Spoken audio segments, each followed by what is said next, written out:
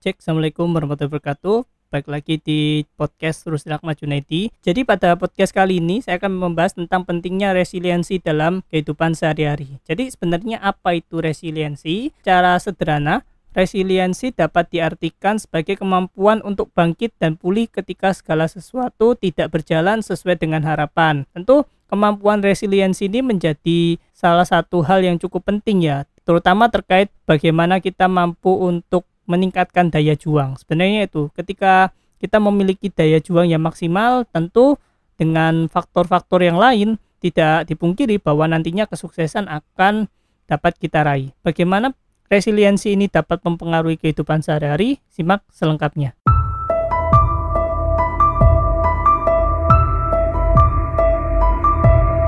Jadi resiliensi atau istilah sederhananya itu adalah daya juang, tidak pantang menyerah. Mungkin ini terdengar klasik ya bagi teman-teman semua.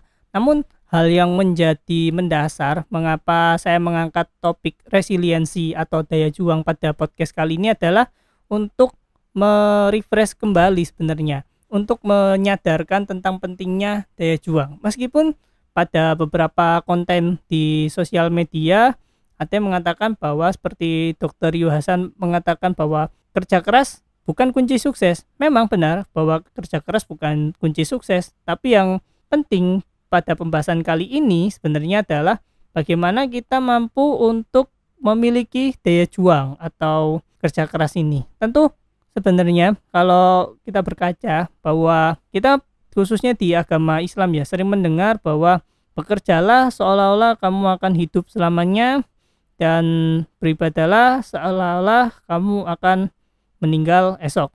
Bekerjalah sekeras-kerasnya seolah-olah kamu akan hidup selamanya. Tentu ini menjadi bekal bagi kita semua bahwa usaha atau ikhtiar ini memang sesuatu yang perlu kita tanamkan sejak dini, bahwa segala sesuatu yang kita raih tidak lepas dari namanya ikhtiar atau usaha. Memang ada beberapa faktor lain selain faktor usaha. Namun yang paling penting di sini adalah bagaimana melatih usaha ikhtiar ini agar kita memiliki mental yang kuat, sehingga nantinya ketika dihadapkan dengan berbagai macam permasalahan yang sulit, sukar, permasalahan yang kadang kita belum menemukan solusinya, tentu dengan memiliki resiliensi ini harapannya adalah kita mampu untuk berjuang sehingga kita dapat menjadi problem solver bagi diri sendiri dan juga masyarakat sekitar. Belum membahas tentang detail resiliensi ini, saya akan memberikan sebuah gambaran tentang pengalaman saya dalam mengusahakan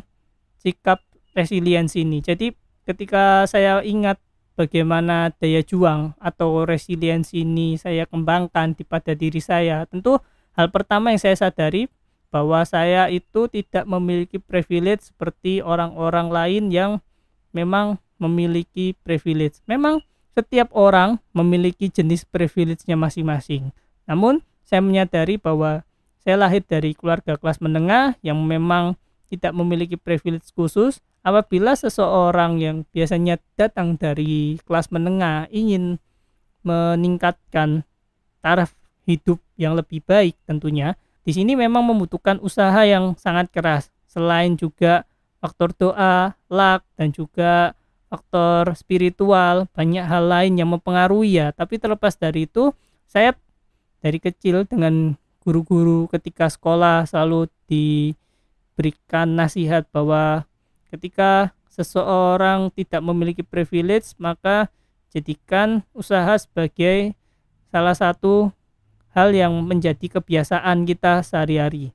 Tentu ketika kita memiliki daya juang yang teramat mendalam ya, dalam artian bahwa kita mampu untuk habis-habisan berjuang yang terbaik untuk kemaslahatan hidup kita dan juga kebermanfaatan bagi masyarakat sekitar, bahwa yang saya pahami di sini memiliki sikap resilience ini tentu menjadi sesuatu yang penting, bahwa pasti pertanyaan mendasarnya bagaimana kita memiliki sikap resilience itu. Sikap resilience atau daya juang ini tidak datang atau jatuh dari langit ya. Sikap ini perlu dilatih sedari dini sebenarnya. Perlu untuk kita nantinya menyadari bahwa ketika menginginkan sesuatu kita harus berupaya untuk menggapainya. Jadi saya mengingat lagi tentang apa yang telah terjadi pada kehidupan saya, khususnya ya bagaimana resilience ini menjadi sesuatu yang penting. Maka saya menyadari di sini, oh ternyata dengan didikan yang sangat keras waktu saya kecil, dan juga karena background keluarga saya adalah keluarga militer, jadi memang pendidikan yang keras itu sudah seperti suatu kewajaran. Namun hal lain yang bisa saya bagikan pada podcast kali ini, tentu bagaimana menumbuhkan sikap resilience ini adalah kita, kalau dari saya, terbiasa untuk berkompetisi. Meskipun kalau teman-teman lihat di negara maju, jarang dari kecil itu ada kompetisi atau lomba-lomba.